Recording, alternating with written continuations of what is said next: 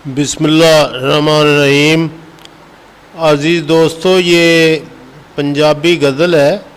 देखिए, वैसे तो ये चैनल अंग्रेज़ी सिखाने के लिए है, लेकिन मैं कभी कभी अपने पंजाबी की जो शायरी है वो भी इस चैनल पे लगा देता हूँ, ताकि जो अंग्रेज़ी पढ़ने वाले बच्चे हैं वो अपनी पंजाबी ज़बान को भी बेहतर तौर पर समझ सकें। साथ साथ दोनों ज़बानों पे अबूर हासिल होना बड़ा ज़रूरी है, और अपनी मदर टंग पे भी और अंग्रेज़ी पे भी।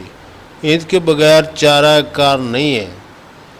लिहाजा ये पंजाबी गज़ल बहुत मज़ेदार गज़ल है, और चंद ही इशार हैं, देखते हैं हम इसको।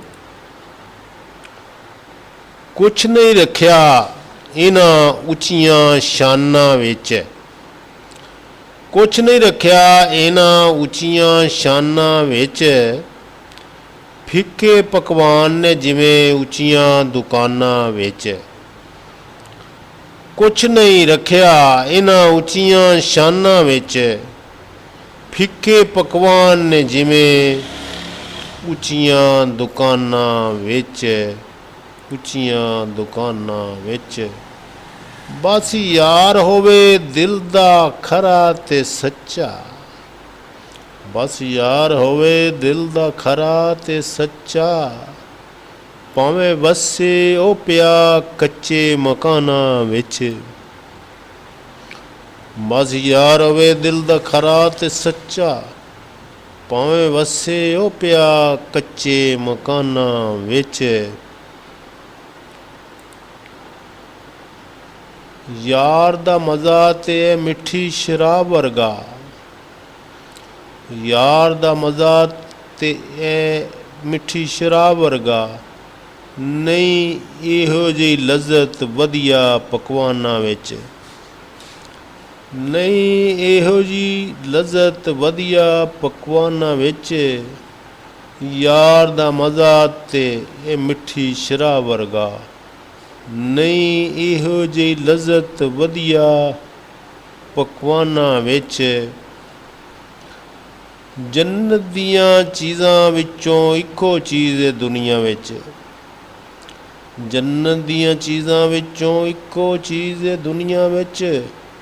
खुदा ने जिहड़ा प्यार वंडिया इंसानां विच, खुदा ने जिहड़ा प्यार वंडिया इंसानां विच। जन्नत दियां चीज़ां विचों इक्को चीज़ है दुनिया ते, खुदा ने जिहड़ा प्यार वंडिया इंसानां विच।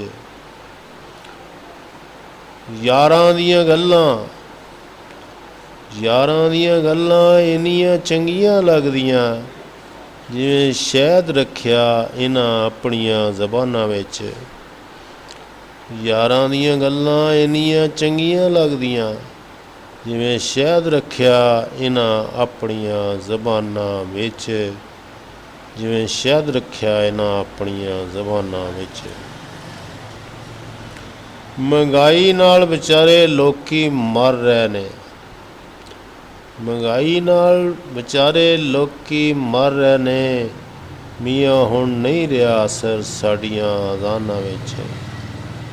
मियाँ हुण नहीं रहा असर साडियां अज़ानां विच, और हमें अपने बाओ-अजदाद के रास्ते पे लौटना होगा, अपने ईमान को पुख्ता करना होगा, और जो इस्लामी चीज़ें हैं उनकी तरफ तवज्जो देनी होगी। सुबह हम अपने बच्चों को बताएं कुरान पाक की तिलावत करें, बजाय इसके कि फेसबुक और यूट्यूब पे टाइम ज़ाया करें।